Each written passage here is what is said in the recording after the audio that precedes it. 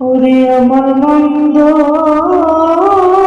স্বভাব জেনেও তুমি কেন চাইলে আমারে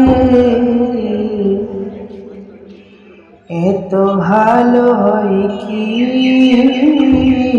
মানুষ নিজের ক্ষতি করে। এত ভালো হয় কি